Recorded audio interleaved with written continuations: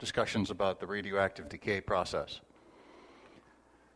So here's another cartoon of very high energy interactions as handled by string models. So once again, this is the first part of the cartoon I showed earlier this morning. And this is, let's say, a 1 TeV hadron, and here's the target nucleus. So the energy is very high. So the Lorentz contraction makes the nucleus look like a pancake. Okay? And the local density in this region where the particle goes through is very high. Also, the range of the energy deposited in the nucleus at this point is fairly localized to within maybe plus or minus 2 Fermis. So quite close to the initial track. So we only really need to look at this part of the interaction region. The rest of the nucleus is more or less untouched. So let's go now from this region and expand it and look at this region down here and see what's happening. So once this model, either the FTF or the QGS model, develops a model of the nucleus, it says, well, there's the location of a neutron or a proton, and it converts it to a QCD string. So in the case of a proton, you have 2 quarks connected by color lines to a third quark. And so this string is created, and it has the mass of a neutron to start. The projectile is this red line, and that could be a pion or a kaon or any kind of hadron. And that is also represented by a string, so a quark, an antiquark, or a quark and a quark and a diquark together, connected by the QCD color lines. So that particle comes through, and on the way, it happens to brush very slightly across the incident nucleon. So they excite one another. And these are not central collisions. So these are just peripheral collisions because the energy is relatively low compared to the QCD strings. So the excitation is not very high, but it is excited this string and excites this string. Essentially, there is a division. If the interaction energy is very, very high, then the string is developing a kink. But if the energy is below several TeV, then there is no kink. And so this is a sort of a dividing line between the models that we use and the models you would have to use at, for example, the next circular collider or the next very high energy machine. Right now we don't need it, but I think eventually we will. So anyway, we're dealing with straight strings, but they are excited as they pass through one another. So here's another nucleon before it is interacting with the projectile, and these strings pass through one another, and in that process they excite one another, so they become stretched. And as the string is stretched, the QCD color lines are stretched, more energy is pumped into the system. So let's look at what happens in this case. So the projectile has passed by the nucleon, and you have this nucleon string which is now excited, and it has been stretched. And it has been stretched to the point where it breaks. And it breaks into 2 smaller strings. So this is called the string fragmentation model, and there are several versions of this. So it's another situation in Geant4 where there's a very hierarchical and deep structure where if you have a better string fragmentation model, you can put it in, and there's an easy way to do that. You just have to know where. So that's the next step. The string is stretched. It breaks into 2 smaller strings. And that process goes on and on and on until the string reaches some low mass threshold. At this point, the string then decays into hadrons. So now we're going back from the QCD strings to the hadrons that we recognize. This is the pions and the protons and all of that. So string fragmentation model followed by hadronization or string decay model. So 2 models are already used here. Now, this feature is done, so it has now decayed the strings, and we have nothing left but hadrons. Let's go back up and remember that we're still inside the nucleus. So the high energy particle has already gone by,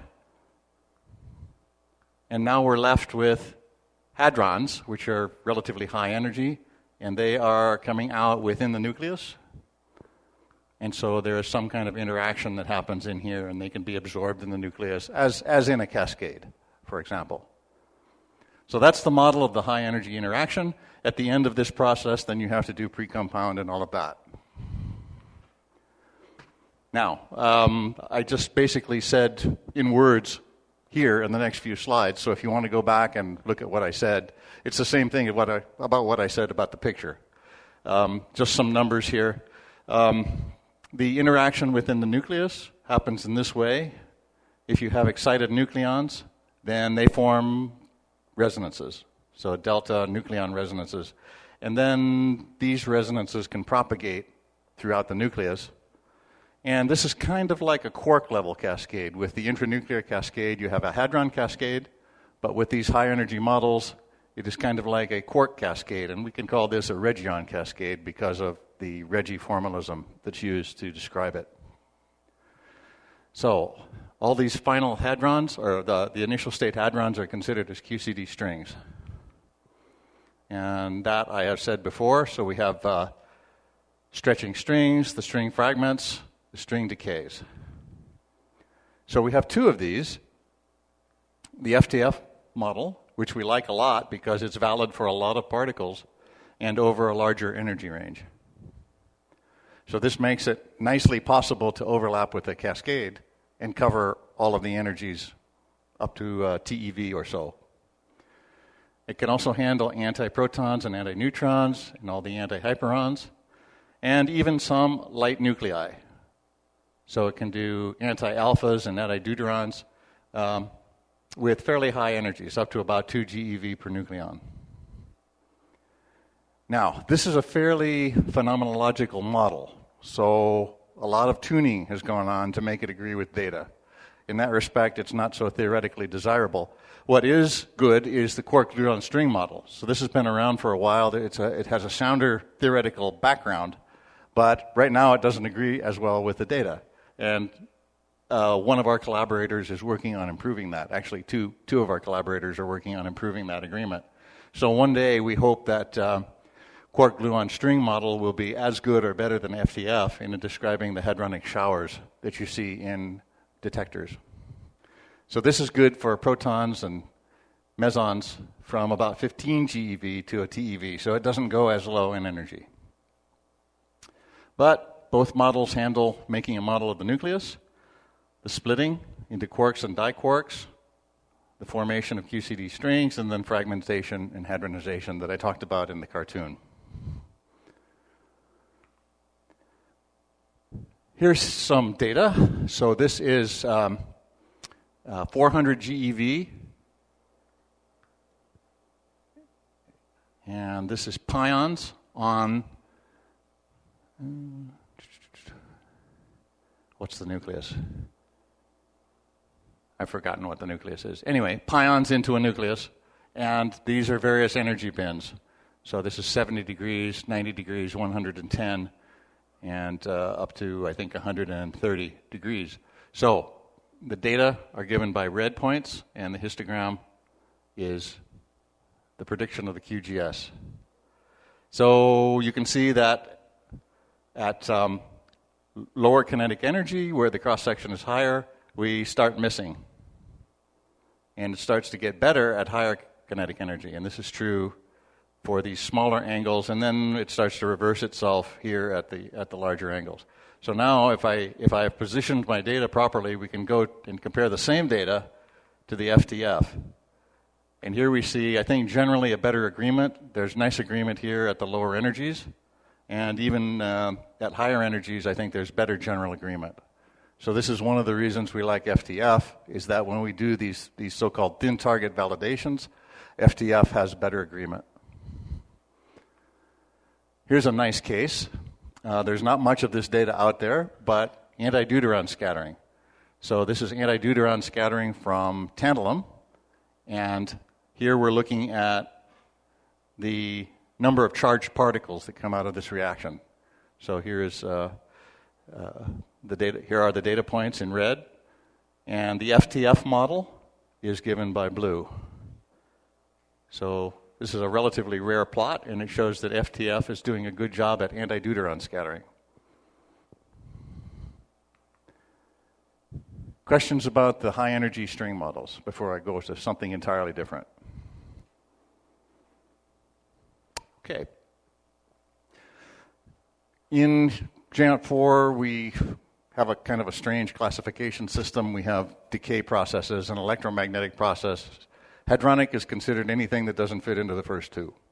So, gamma and leptonuclear processes are not purely electromagnetic, and they're not purely hadronic. So we put them in hadronic anyway. This covers gamma nuclear interactions, electronuclear, and muon nuclear. And for each of these, we have a process. So photonuclear has to be implemented by a low energy process or a model and a high energy model in order to cover the energy. And the electronuclear and positron nuclear process, luckily, only require one model because we have a little bit better theory to handle that one. And then the muon nuclear process requires two models. So in this case, we have the gamma, which can interact directly with the hadrons in the nucleus. So at low energies, they can be absorbed and excite delta resonances, for example. At high energies, they act a lot like mesons. So a pion at high energy looks almost exactly like a pion. Or a gamma at high energy looks almost exactly like a pion. And so it'll form resonances. And in fact, that's what the model does. Over a certain energy, it says, just take this pion and make it a pi zero. Simple, but it kind of works. The electrons and muons cannot do this, so they don't interact hadronically. You have to depend on the virtual interaction of the virtual photon interaction.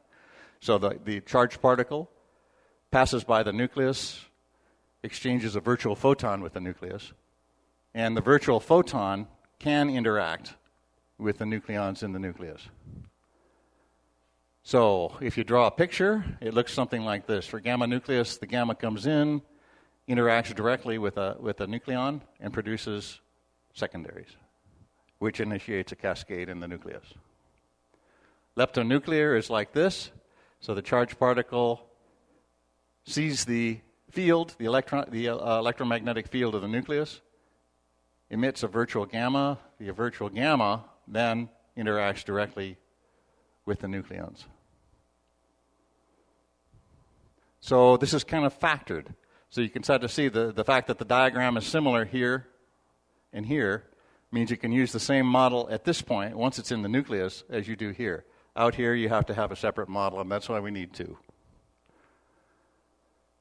So the models we have to implement this are named as follows. There's G4VD nuclear model. And so we have a model for converting for generating the virtual photons.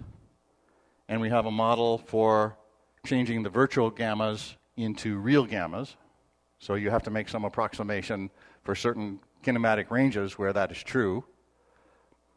If the gamma energy is below 10 GeV, we do a direct interaction using the Bertini cascade, which we talked about this morning.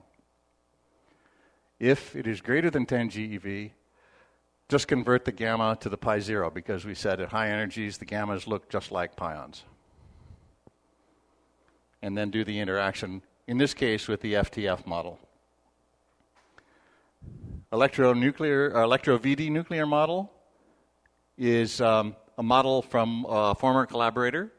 So the Kossoff model of electromagnetic and virtual photon generation is used. And it's the same for the muon-VD nuclear model. So it's exactly the same formalism, just change the mass. For the gamma nuclear reaction, so below 3.5 GeV, once again we use the Bertini cascade, where the Bertini cascade knows what to do when you have a gamma interacting with a proton or a neutron. And above 3 GeV, we use the quark-gluon string model, because that is the only high-energy string model that can interact gammas. The FTF cannot do that yet. Questions on those models, and I'll finish up with radioactive decay. Right. So if you're doing radioactive radio protection or shielding or things like this, you're going to have this model. Most of the physics lists that you see do not have this. The only physics list prepared by Geant4 that has this is the shielding physics list. It's easy to put it into the other physics lists if you want to. Mihaly already talked about that, so it can be done. But most of the time it is not included, and you have to add it. So what we can do here is take a nucleus which is either in flight or at rest, and then it will do all the decays. So alpha decay, beta decay, gamma emission, and electron capture are all implemented. So all of this can be done. Most of the final states come from data files. So we have the evaluated nuclear structure data files, ENSDF, and as I said this morning, this is a large set of data which has been sifted and checked by experts, and in this case, I think about every 2 years, they revise it and upgrade it. So it doesn't always, it may be that you have some reaction or some data which you like, and you're measuring, but it's not in here. That's because the evaluators didn't want it. Okay? You do have the opportunity, if you have the file in your copy, to change it. So you can always add it, but you have to always make a note that you did that. So this updates. As of Geant4 10.3, this was Radioactive Decay 5.0, and now we're in Geant4 10.5. This is Radioactive Decay 5.2, so we have ourselves upgraded it twice. So these data files include things like the half-lives, the nuclear structure, level structure for the parent and daughter nuclei, decay branching ratios, and the energy of the decay process. And currently we have this information for about 2,800 nuclides. So a lot of data is there. And this includes all the metastable states with lifetimes greater than 1 nanosecond.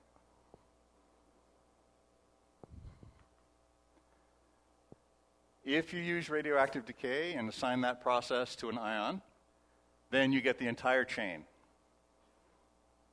Okay? So you could have, for example, a radioactive decay chain in which you have beta plus decay or electron capture. So you get a neutrino and a positron. And after that happens, then you need to de-excite the atomic structure, because usually after a radioactive decay, in some cases, there's an electron hole left, and that has to be filled. You may then, this nucleus after beta decay may then undergo alpha decay, and that's a nice simple two-body decay. You get an alpha particle and its daughter, and that daughter nucleus, which is recoiling, may undergo isomeric transition. So it could emit a gamma and keep the same Z and A, but just go to a lower energy state. And there's some percentage of the time, especially for heavier nuclei, where that could undergo electron conversion. So instead of a gamma, you get an electron. And this is all based on measured and theoretical electron conversion coefficients. So all of that is available, and then this would just keep on going for a long time. So be warned, we have all of the decay times. So there are even theoretical decay times for nuclei that we consider, or we call them to be observationally stable. So this is a nucleus which has a lifetime of 10 to the 21st years. Okay? It's considered unstable, but it doesn't decay in the lifetime of the universe. Geant4 will decay it. So you have to pay attention to that. Either you have to set a lifetime on your experiment and say, after 2 days, I don't want to do this anymore, or you could limit the decay chain, and there are options in radioactive decay in which you can do that. Otherwise, you will find that certain isotopes of lead that don't usually decay do decay. So I mentioned atomic relaxation. Let's suppose that there was electron capture, and there was a K-shell electron that was captured by the nucleus. So now we've got a hole in the K-shell. Then there is a model which you can apply. You can also turn it off because it does take some time. But that hole gets filled, usually, by an electron in an upper shell. Also, we have the Auger process, in which if this electron goes down, another electron may go up to another shell. So the shell structure is perturbed, and this atomic relaxation model lets it relax back to a lower energy state. So that is all available. We also have fluorescence. So it could be that an electron falls to an empty level and emits a gamma. And so you could have a gamma cascade. And that's all implemented. We have improved the radioactive decay module quite a lot in the last few years. And this is kind of an indication of the things that we've done, especially with the beta decay spectrum shapes. One of the first things you need to do and make sure that you have done very precisely is the Fermi function. And here is the improved function is given in red, and the original is given in blue. And so the Fermi function here is shifted a little bit. And this one we know is accurate to about 0.5%, so it's a very good one. Previously, the older version of Geant4 radioactive decay only had the allowed decays. So an allowed decay is something that can happen much more often, and there are certain things called forbidden decays, which are very rare or relatively rare compared to the allowed ones. And this depends on the shell structure of the nucleus. But the important thing is that the allowed decay always had the same shape for the beta decay spectrum. If you now allow the forbidden decays, then you have different shapes for different nuclei. And a lot of experiments pay attention to this higher energy end of the emitted electron. And so you want to be sure that the shape is correct, and it now is correct in Geant4.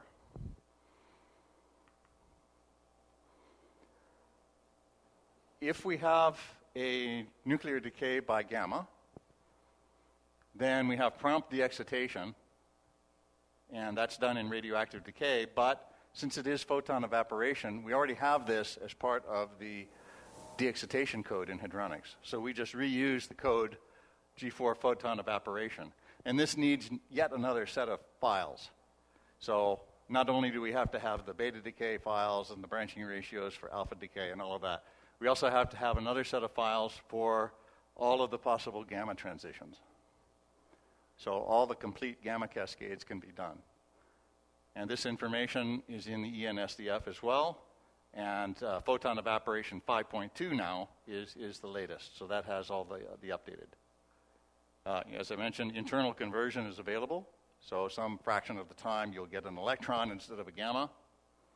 And as I mentioned, the nuclides with lifetimes less than 0.5 nanosecond are included. So you may turn off all of this stuff.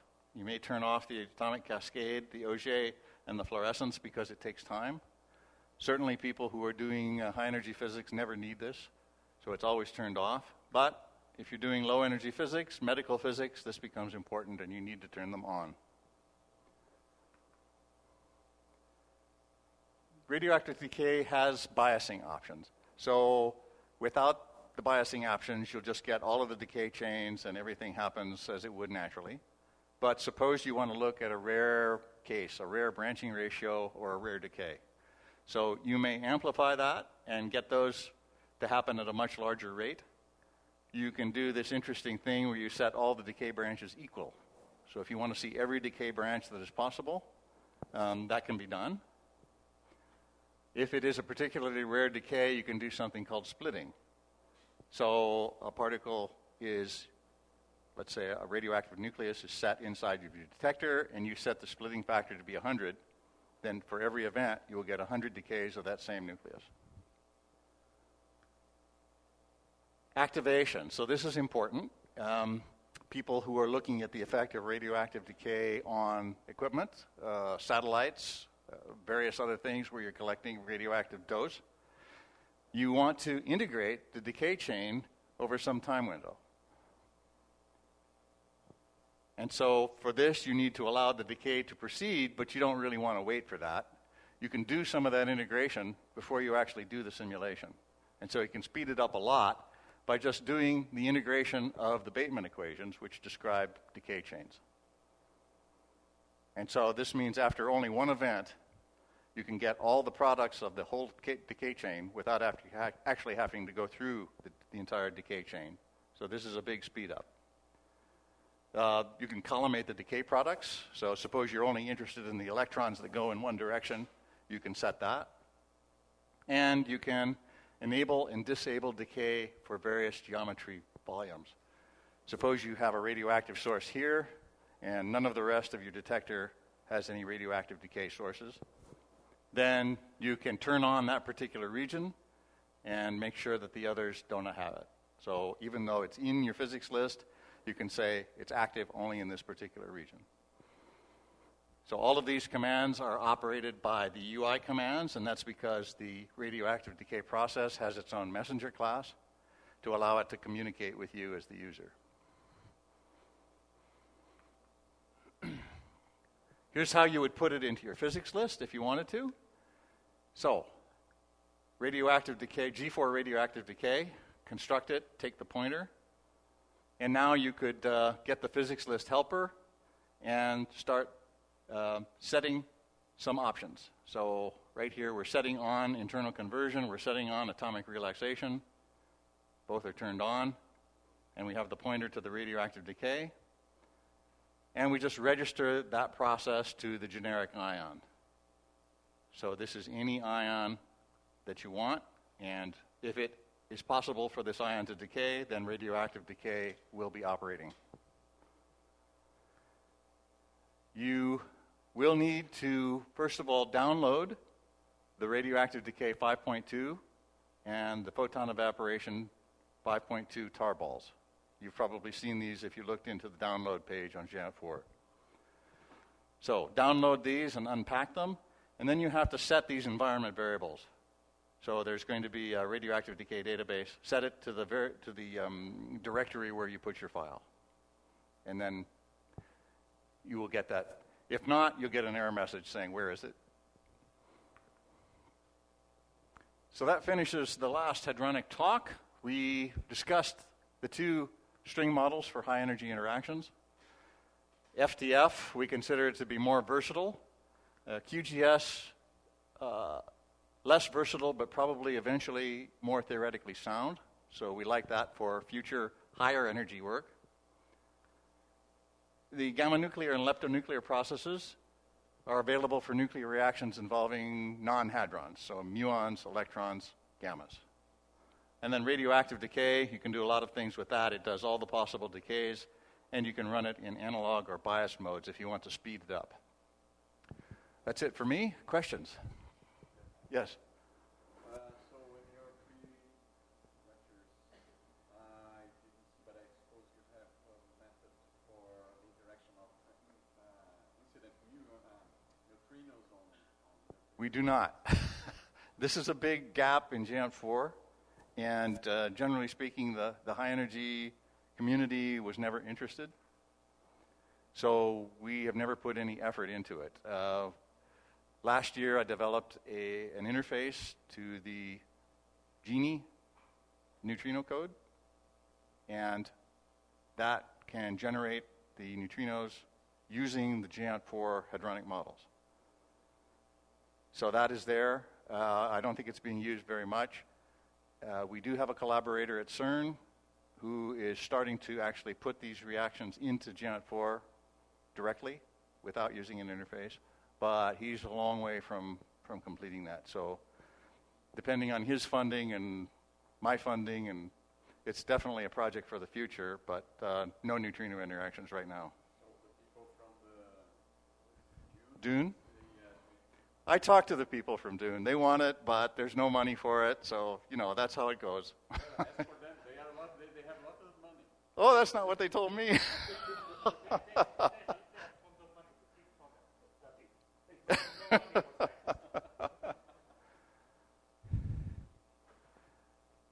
Okay, that's it.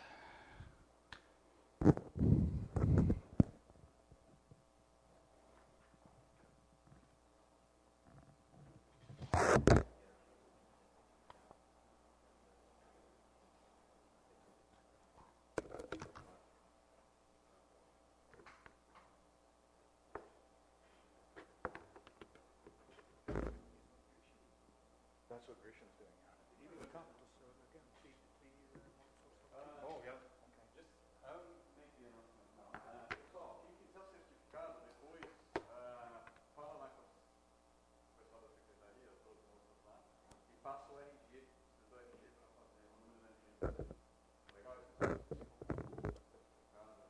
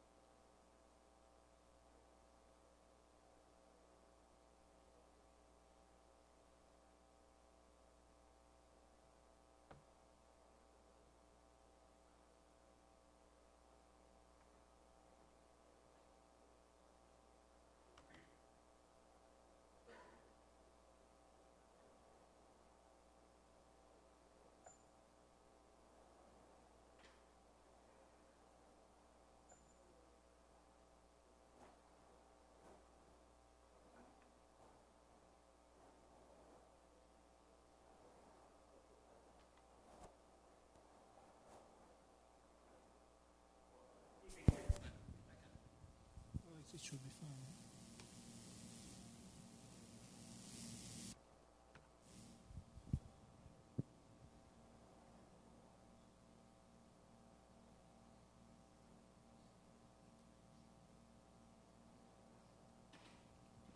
So there will be this second talk on visualization, as long as my computer setting up again. It cannot. Doesn't like visualization. Visualization crashed your computer.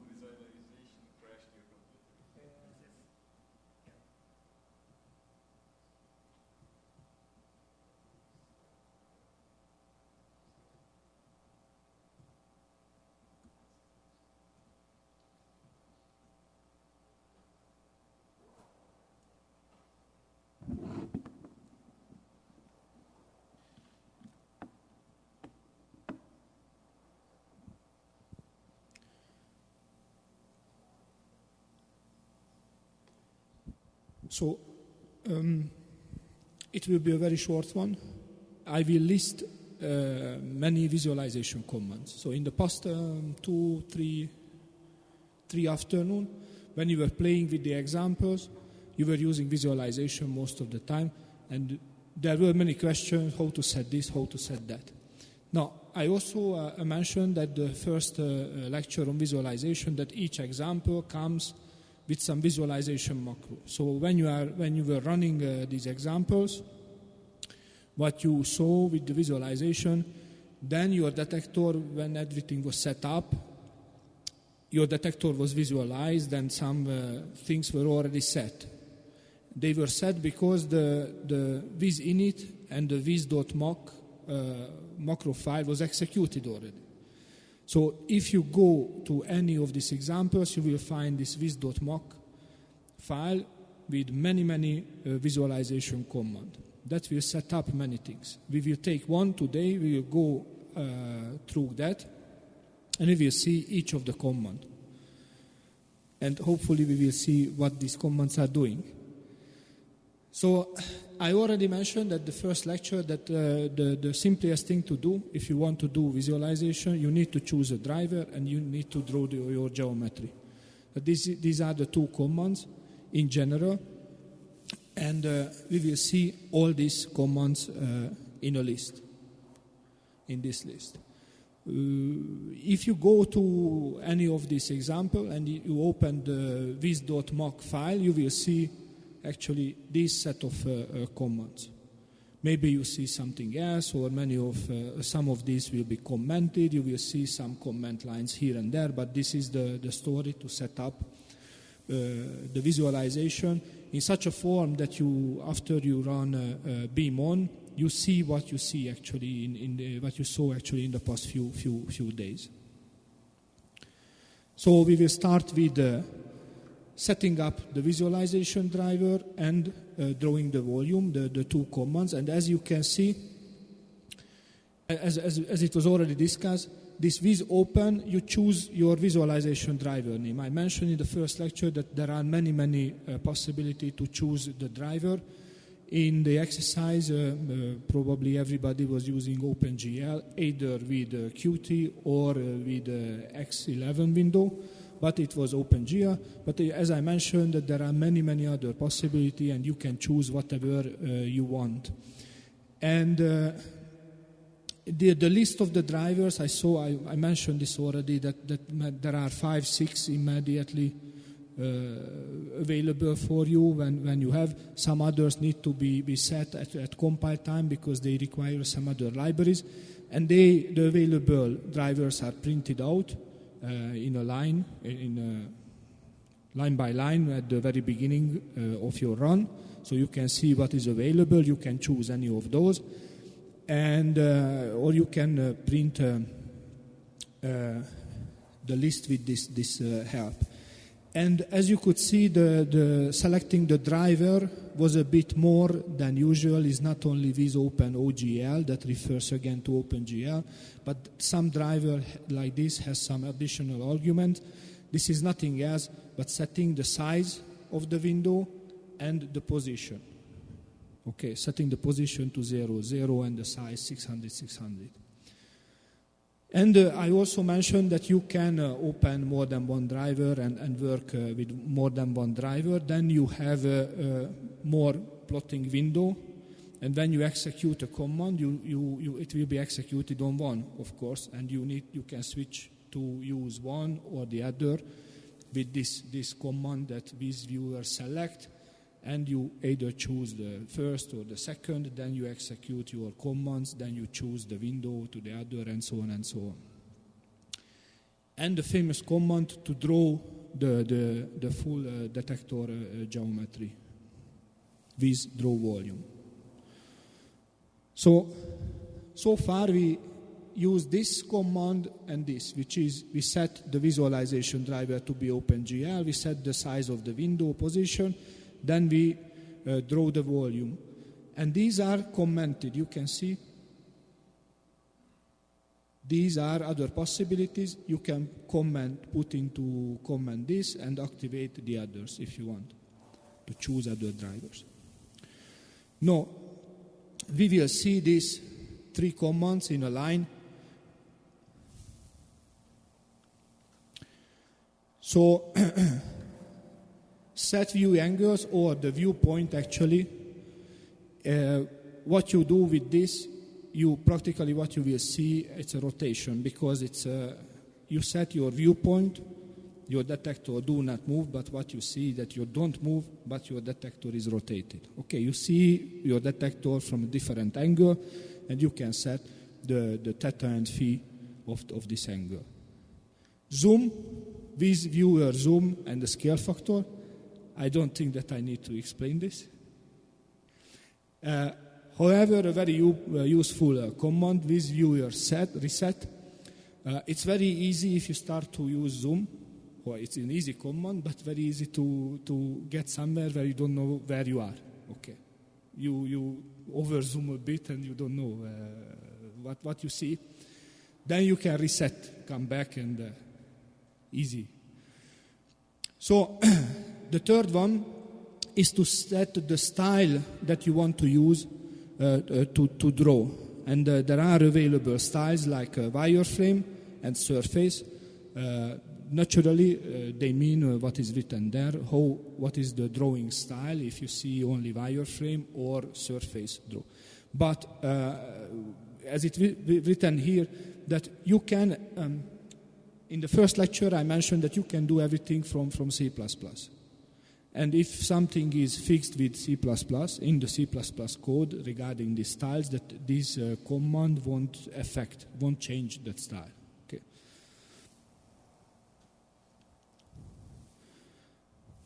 Let's move and see the next set.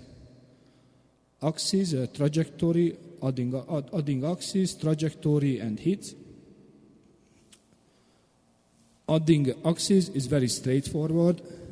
You set, what does it mean? You add the coordinate axis, x, y, z, and if you start to rotate, then you see much better what is the orientation. And you set x, y, z position. Usually you want to add it to 0, 0, 0, but you can set whatever you want. And you set scaling, okay, how big you want, how long you want the coordinates, together, of course, with units. No, if you don't do anything else, you run your simulation, then it will be nice, your detector geometry will be shown, but you won't see your trajectories. But when you run your simulation, in the example, you see nicely the trajectories. It's because in the viz.mock, the trajectories are also added. Okay, you can use this viz skin add trajectories to add your trajectories to the visualization, or if there was hit, you can use this command simply to add also visualize your hit. We will get back to these trajectories soon. We will see more regarding what you can do with the trajectories. So soon that immediately, actually. So we will see how to draw actually not only trajectory points. Why? Because if you just simply add trajectories, then you will see only lines. Okay. Now, if you want to see some, what you see in your simulation when you were running already these examples, that each interaction point was actually a yellow dot, I think. You could see many yellow dots.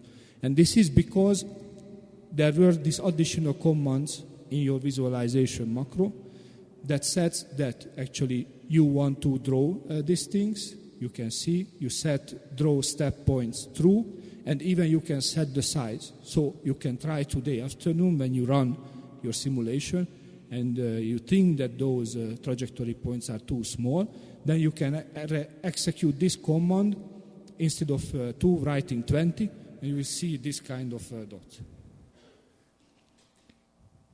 But it's very easy. You will see actually exactly these commands in your visualization. Now, there is another additional, because so far what we did actually, before we just add the trajectories. But you can have after some extra arguments. One extra possibility is to set rich trajectories. Okay, because you see these trajectory points, but you can add the trajectories as rich trajectories, then you will see even more information. And somebody was asking, I think this yesterday or before, that, that after this, you will have, in some cases, if you click to a trajectory point, you can get some extra information. This is showing it with HEPREP. And what are these extra information at each trajectory points? You can find on this table. So in case of, you see here, you see a rich trajectory and rich trajectory points, and these are the extra information that becomes available per trajectory points, making rich trajectories. So you can see that at each point you will see what was, for example, the process that defined that step. That was the winner.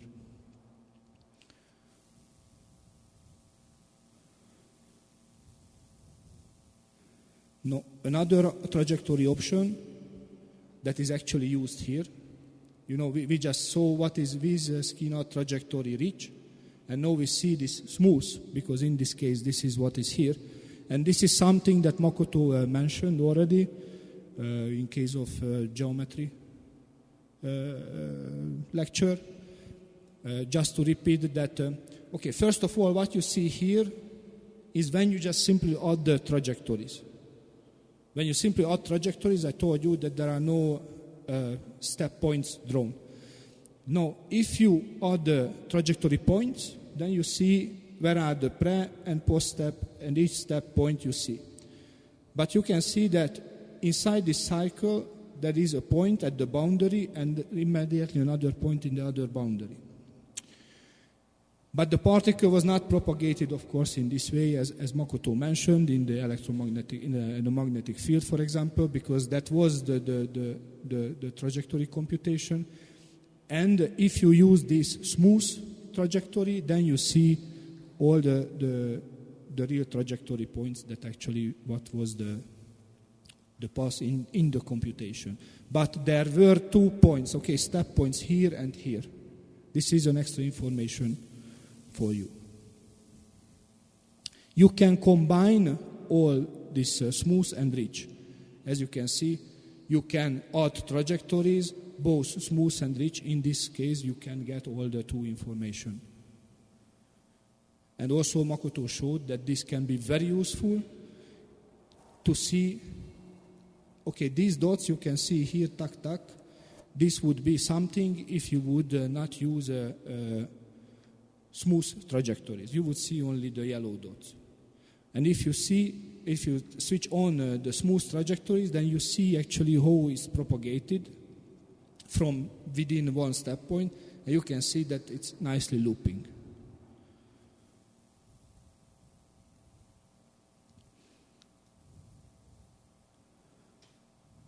Okay. There was other question regarding the meaning of the colors. I think I answered that not with 100% because it depends on what you set and what was set in your macro. There are some defaults, as you can see. you can color the different particles, that this is the default settings. But if you want, you can change these default settings with these two commands. You draw particle by ID, and you can set, for example, the electron to be blue, or red, or green, or what you choose.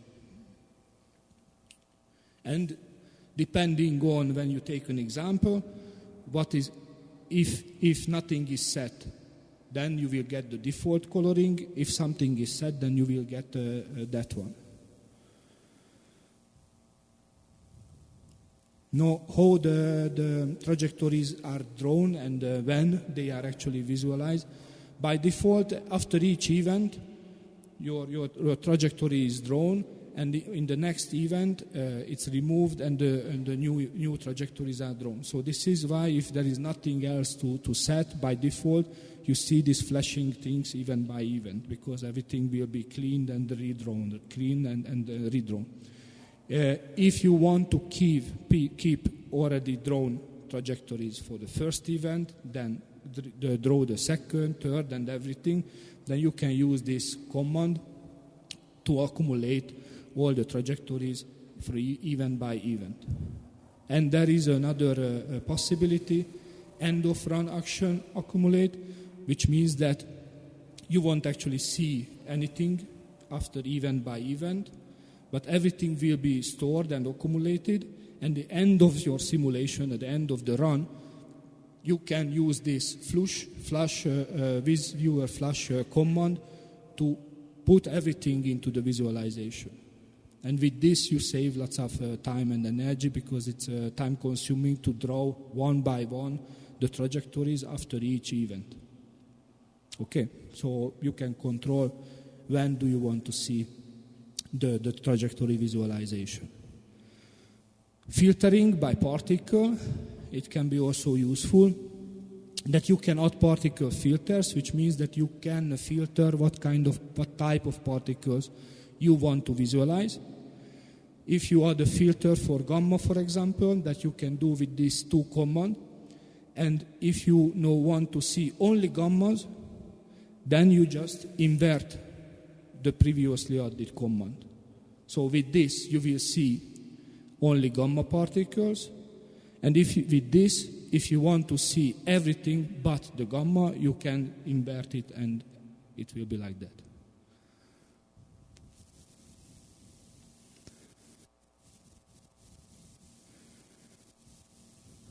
Okay, this viewer flash, this is something, if you want, that enforce printing, enforce viewing the things. And this has an effect. I told you that some drivers are interactive, so they are showing what's going on during the run, like what you are using. The OpenGL is like this. But others, like HepRep and so on, they are writing things into a file. And after you take this file, and will open. And with this flash, the effect for these drivers that I'm writing to file is that they will force to take a new file and start to write to a new file. Okay, you can start a new page. Now, yes, this is this flash. Okay, these two commands, turning off auto-refreshing, and at the very end, after you set everything, turning on auto-refreshing. The reason behind this, because if you don't turn off auto-refreshing here, then practically almost all the commands that you see here will somehow redraw what is in your screen. And don't forget that you draw here your geometry. And if you have a very complex geometry drawn, then just you add the coordinate axis, x, y, z, and it will be redrawn for nothing. So what is the practice is that first at the beginning you turn it off, then you go through, you add everything, it will be stored, then at the end you turn it on. But then here what will be the effect is that this flash actually will make force to draw everything, taking into account all the settings that you did. Okay. And what you want during this is that you can set different level of verbosity. As you can see, during the settings, you want to see only errors because you want to see if something is wrong. And after, when the simulation will run and some drawings will happen, visualization will happen, that you would like to see, you would be interested not only to see warnings, but higher level things, even warning that informs you that something might be wrong. Not only wrong, and you can set this kind of verbosity regarding this information according to this table from quiet, when even error are not reported, to the point where everything is reported, but you will never read all this information, I bet. Okay, so if you open your example, viz.mock, and these will be the commands that you will find there, and this will make the setup for the visualization that you are using, that you saw in the examples.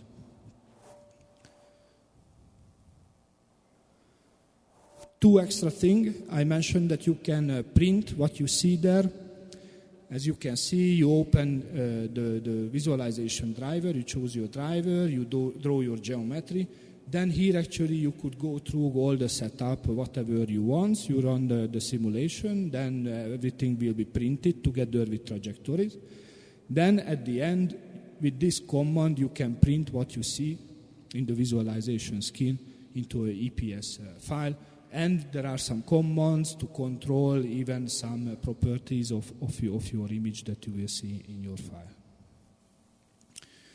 And the last thing is that when you do the visualization, you see something like this, which is not very realistic. If you think that you see something that is behind this box, okay, but we see. So there is this option to use a VisViewer set hidden edge 1, that this visualization will be transformed to this one. And you can see the difference immediately, that something that is hidden behind another object is printed and visualized in such a way that they are indeed not seen, that part. But not the trajectories. You can see it's very weird because trajectories you see like before, but for them there is this other level of command, hidden marker 1, where you can see, actually you can see that you cannot see the trajectories that are not visible naturally when you look it. That's all. If you want more, either here or this list or even more, I think I put into the first visualization lecture, where you find even more command, driving you even to some pages for creating movies and so on. Any questions? Yes? So in one of the slides, you showed that if you have a trajectory, you can click on it and get some information, right? In that case, but that depends on driver, yes. How you get this information depends on driver. In that case, it was the HEPREP, which means that a file is created when you are running the simulation, and this information are stored in a way that will be interpreted by the HEP REP application. That you saw actually, what you saw there is not Geant4, not the Geant4 simulation phase. The simulation phase, the file is produced, okay? And this is an application, a browser, as I mentioned in the first lecture, that will load this file. And this is what you can see there in the browser. But the QT GUI, that has an X11 window, OpenGL window, but it does not have any nice clicking.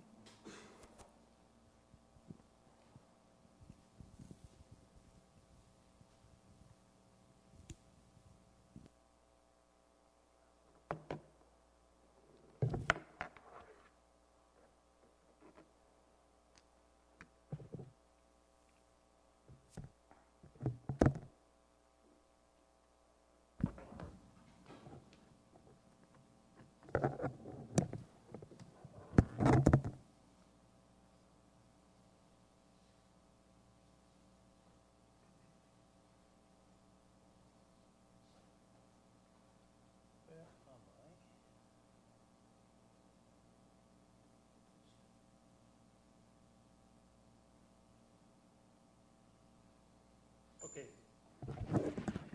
So, this is the fourth and the last geometry talk. And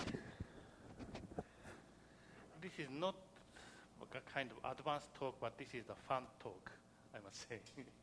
Okay. So here we discuss about basically two things. First one is rather important, parallel geometry. I'm sorry for my bad pronunciation, L and R. For Asians, L and R are just mistake. I cannot make any distinction. I really hate this word, parallel. Anyway, so layered mass geometry is something, the extension of this parallel geometry. Then the really fun part is this moving object.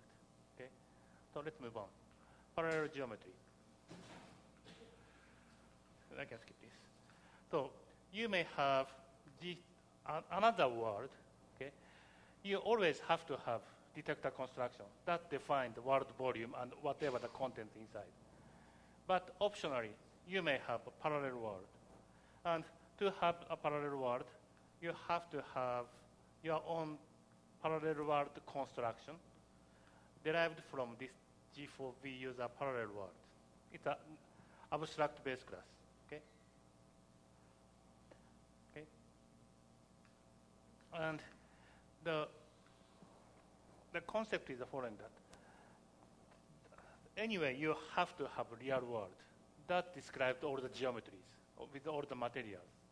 But in the parallel world, conceptually, you develop another geometry. And so, okay, and you have already actually used this unwittingly, that when you use scorers, we develop scoring mesh. We actually instantiate scoring mesh in a parallel world. Okay? That's the reason why this scoring mesh can overlap with the real world. Okay? It works that way. So you may have more than one parallel world as you like. Okay? So all the user's parallel worlds must be registered to the user detector construction. Okay? And that I come back later with the example code. Okay? And each parallel world has its own dedicated navigator.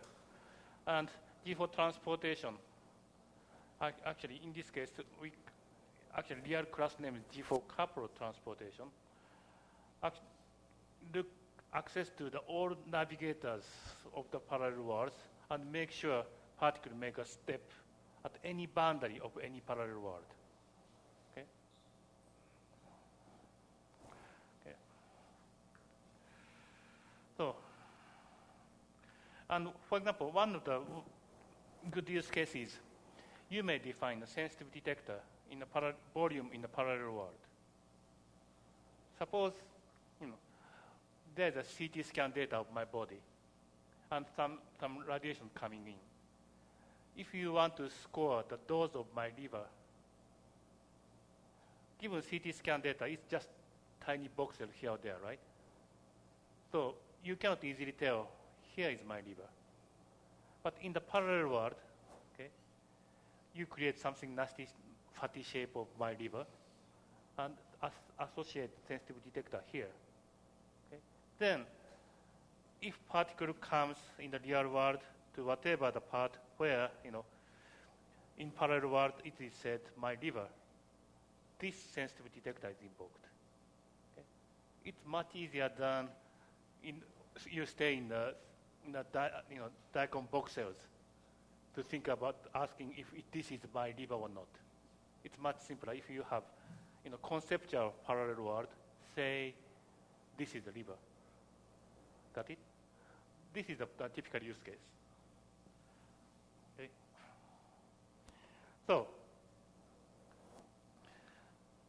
the requirement is, so you have to have, for each of your parallel world, you have to have concrete implementation of the parallel world. Use a parallel world, D for V, use a parallel, sorry for misspell here. And in addition, G4 parallel world process has to appear in your physics list. Okay.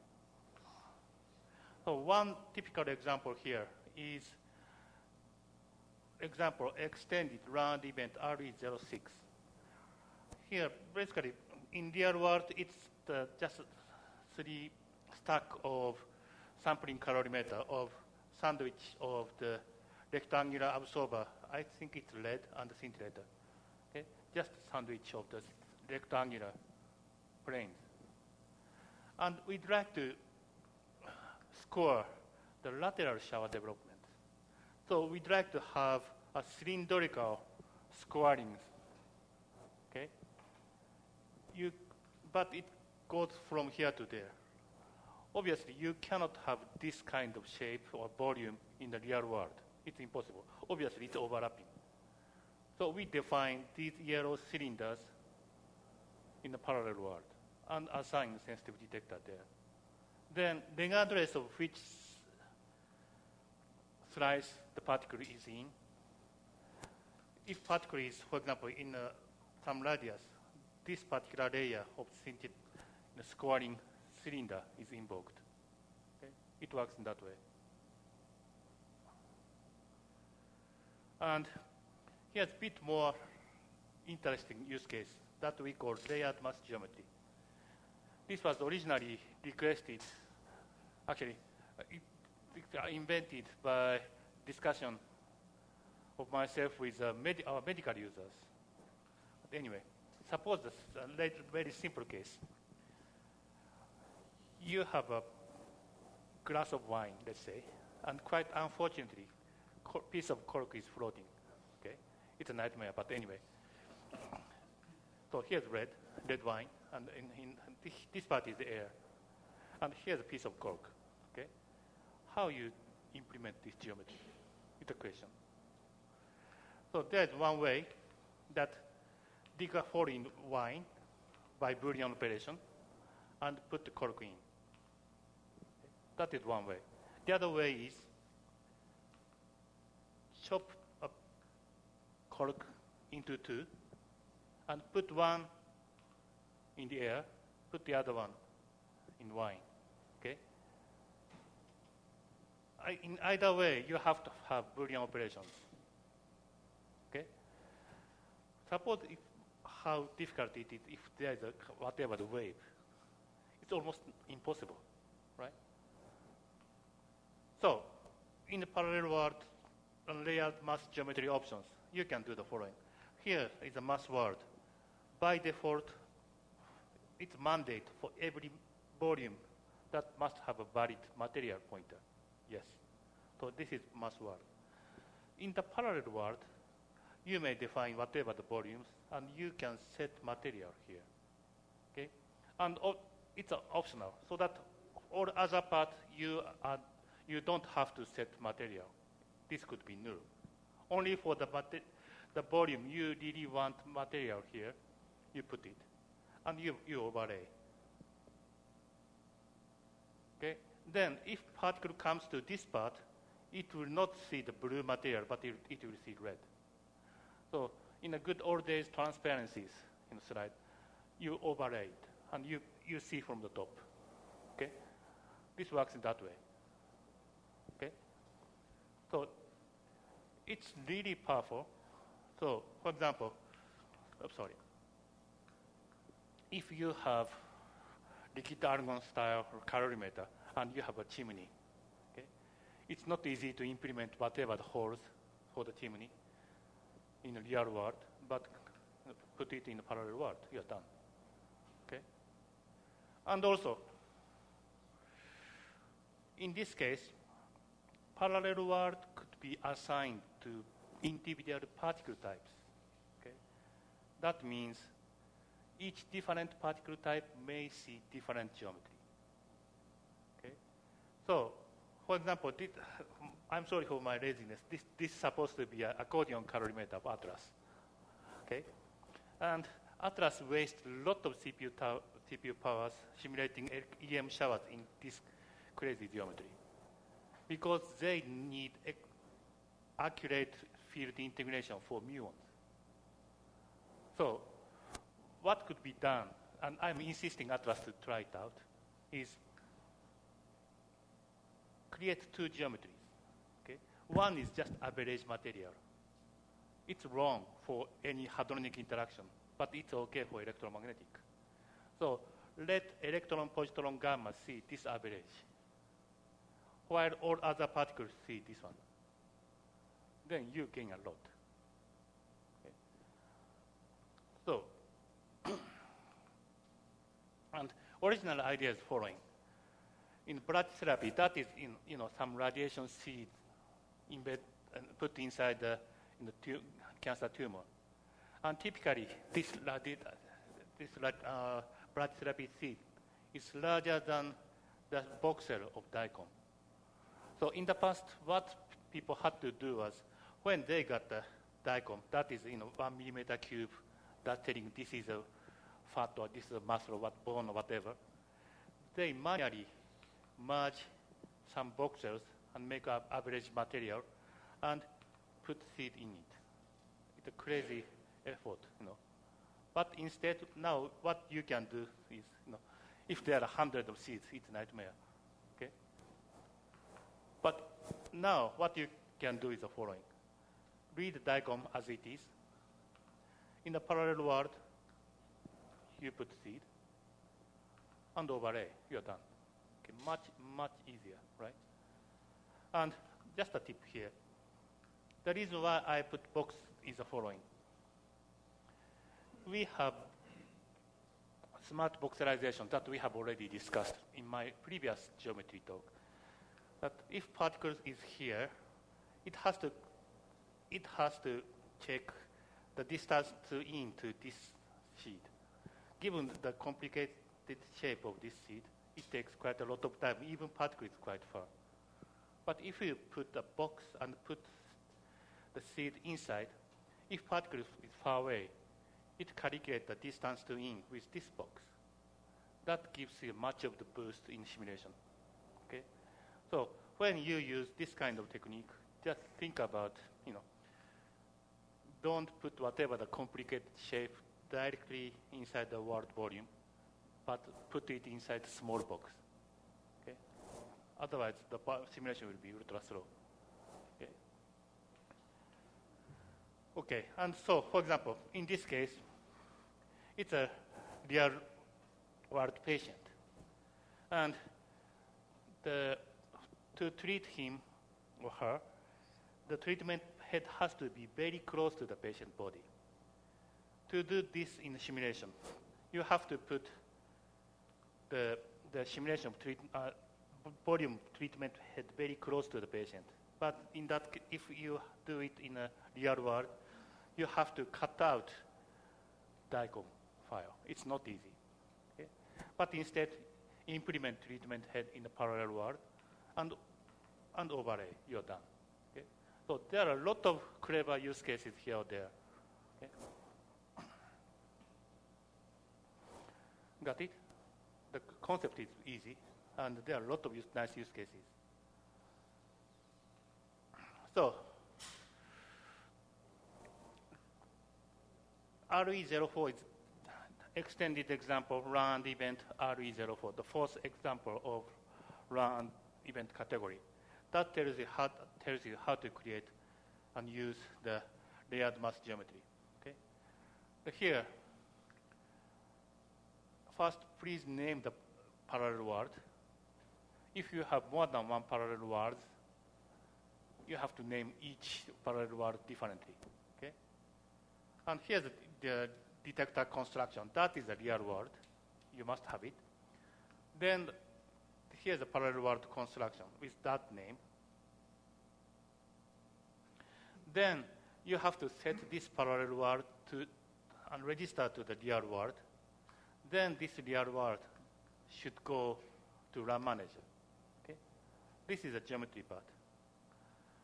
In the physics list part, take whatever the physics list, which Denis and Mihari had already described a lot, and just add one line, physics list, register physics, with G4 parallel world physics.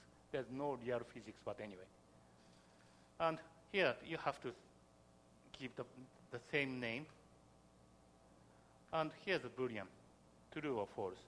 If you set it false here, even if you set whatever the material in the parallel world, it will be totally ignored. Only if you set true here, you are switching on the layered mass geometry option. Okay? That's it. Okay? And if you have more than one parallel world, for each world you have to have this. So if you have two parallel worlds, repeat this line twice, okay? With, of course, different name each other. And if you set the tracking bubbles to 1, that's what you see at each step.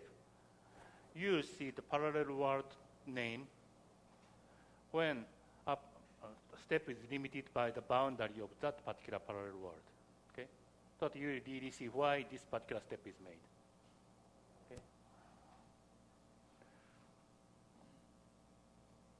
Okay, now implementation of construct. One thing you are not allowed is the following. You are not supposed to create a parallel world volume by yourself, because the size and the shape of the parallel world has to be exactly same as the real world. Otherwise, we are in trouble. So, for the case of parallel world, you got get world method. That will give you a copy of the real world real world volume. Okay. Given it's a physical volume, you get a logical volume. Okay. It does not have valid material yet. It's not even vacuum. It's null. Okay. So starting from here, put whatever the volume inside as you do in a real world. But in this case, if you don't need, you can say the logical to the logical volume with a null pointer of the material. Okay? If the pointer of the material is null, that volume is transparent, invisible. Okay? Only if you set real material pointer, that will be, overridden. Okay.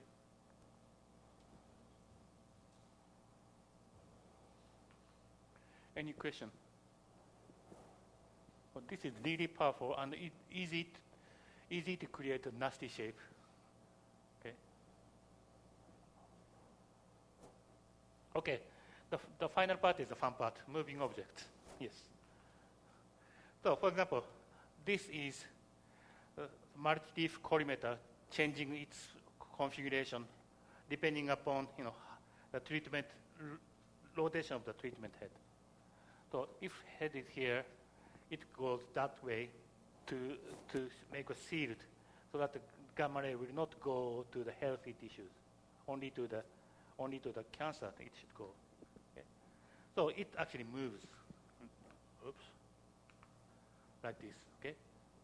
Like this. So there are several real use cases of moving object. So blah, blah, blah. You need only just 2 tricks to make this happen. Okay? Use parameterized volume to represent the moving volume. Okay? And do not optimize, that means voxelize the mother volume. That's it. I'll tell you why. Okay? But one restriction. The speed of the moving object must be much slower than speed of light, please. It's serious because, particle is coming to the boundary. If the boundary is moving faster than the particle, it's nightmare. Okay, so we assume at least for the time of the one step, this boundary is slow enough so that we don't have to recalculate the distance. Okay, but for most of the cases, elementary particle is almost like the speed of light, while multi-leaf collimator is just this amount speed. So you're okay. Okay. So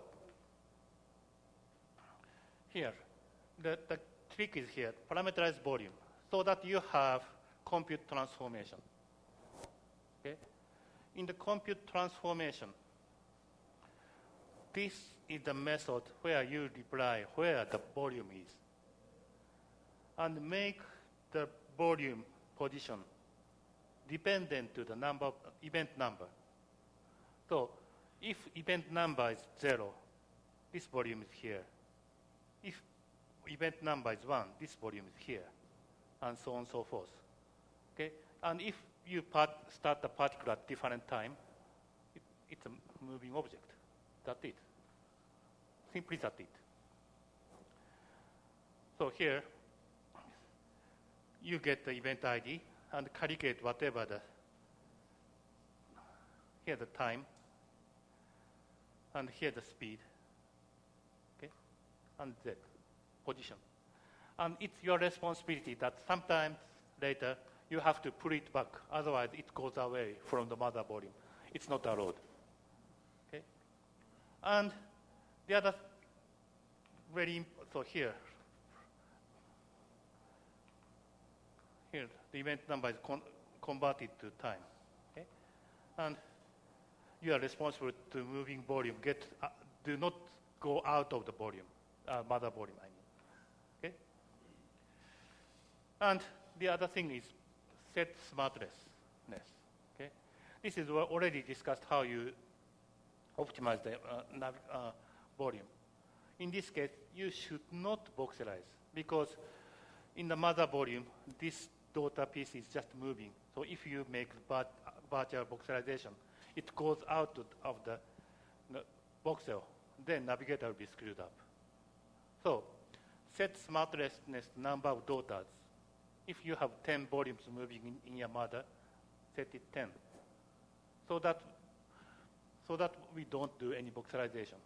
So that you are free to move these 10 volumes inside this mother, as long as they are inside this mother. Okay? Got it? So we don't have this example in our distribution for one reason, that we found a guy, actually, he made optical photon shot on a mirror without any attenuation. And he made the two mirrors rotating to each other. By accident, it made completely parallel. Without attenuation, optical photon just bouncing forever. And he complained it's an infinite loop. No. So since then, we stopped distributing that stupid, sample. But yes, we can really simulate the motion. And it's time to time quite essential. Okay? And you only need 2 tricks. The first one is here. Use parameterization and compute the position depending upon something not by the copy number. Okay? And make sure it can move around inside the mother volume. That's it. Okay, any question? Yes, please make the best use of the first part, the layered mass geometry. It's really powerful and very useful. Okay? Okay, so we now have a break. Yes, that's okay. So,